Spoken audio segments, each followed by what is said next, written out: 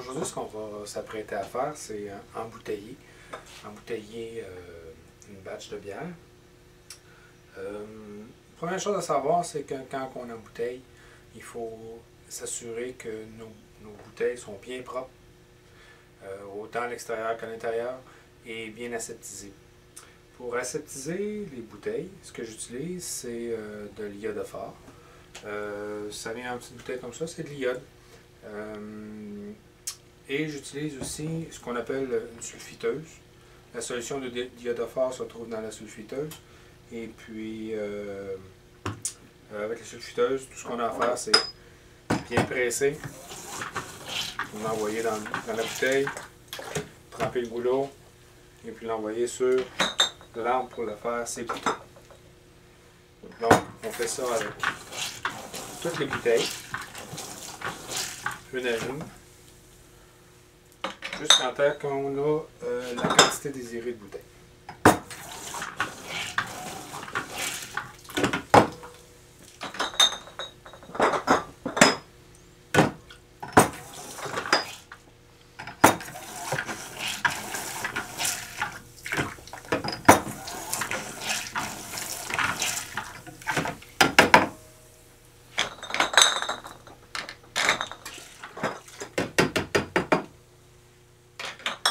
Alors maintenant que j'ai désinfecté ma dernière bouteille, je vais récupérer l'iodophore qui se trouve dans la sulfiteuse, je le mets dans un bol, tout simplement pour désinfecter, faire la même chose avec les bouchons. Je vais rajouter la quantité de bouchons désirés dans le bol et puis ça va les désinfecter.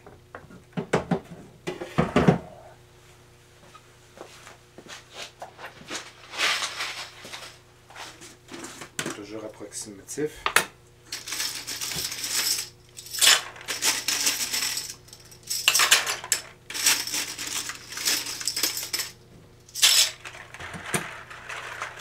Ça devrait être suffisant. Alors, ce que je fais ici, j'ai pris une chaudière qui va recevoir la bière fermentée, que je vais aseptiser avec encore une fois une solution d'iodophore. Je vais vaporiser dans la chaudière.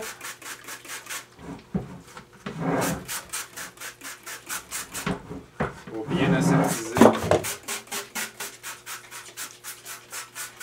à l'intérieur. L'iodophore étant un aseptisant sur contact, très efficace quand il est aspergé.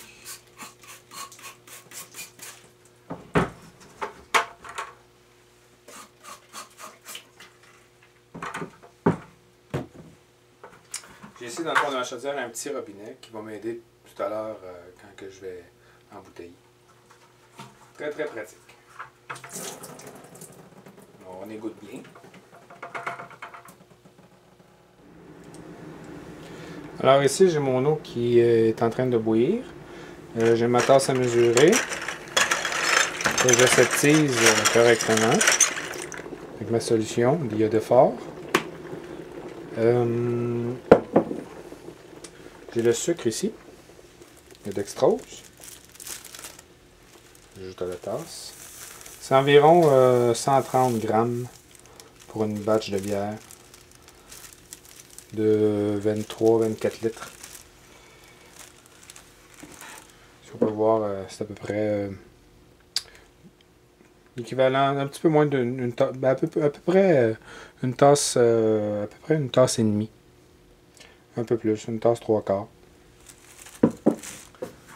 On ajoute l'eau bouillante.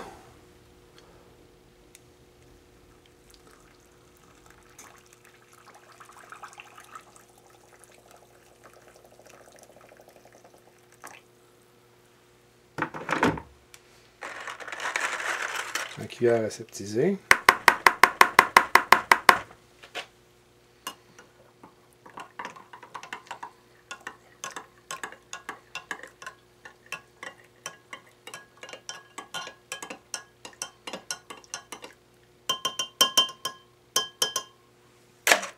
Le sucre est bien dissous.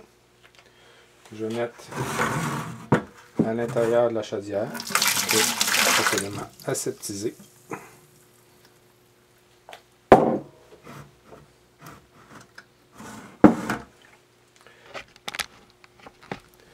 Et c'est maintenant le temps de mettre, d'ajouter, de siphonner la bière dans la chaudière.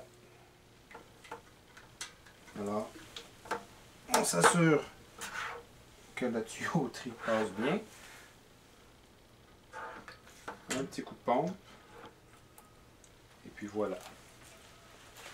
Je vais vous montrer de plus proche qu'est-ce que ça donne.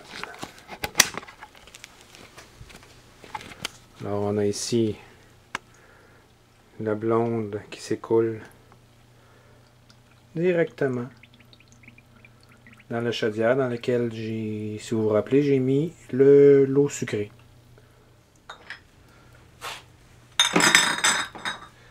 Alors, une chose que je fais souvent, c'est que je place les bouteilles dans un bac. Comme ça, quand on embouteille, ça fait toujours un peu de dégâts. Alors, le dégât se retrouve dans le fond du bac et non pas sur le plancher.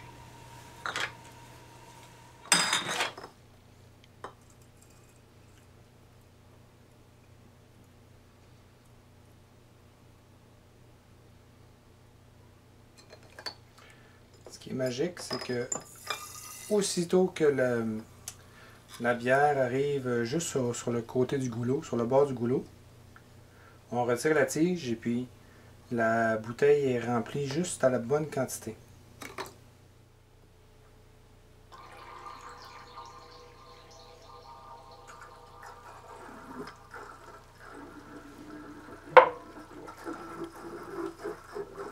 Voilà, dernière bouteille. Bon, maintenant que la dernière bouteille est remplie, on va procéder à l'encapsulation. Bon, ici, ce que je vais faire, c'est que je vais égoutter mes bouchons.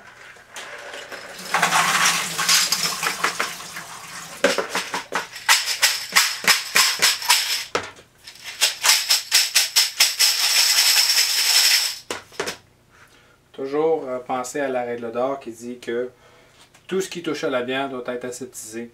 Donc là, je vais procéder à l'embouteillage. Je vois aussi, mes mains sont propres. Je vais quand même les tremper un peu dans une solution d'iodophore. M'assurer que mes mains sont aseptisées aussi, le mieux qu'on peut. Et là, on va commencer l'encapsulation. Assez simple.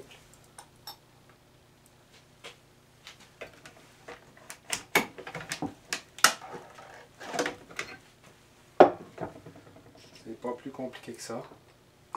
Dans la bouteille, on pose le bouchon. Une bonne pression, sans vouloir tout casser. 44, 45, 46. Alors 46 bouteilles.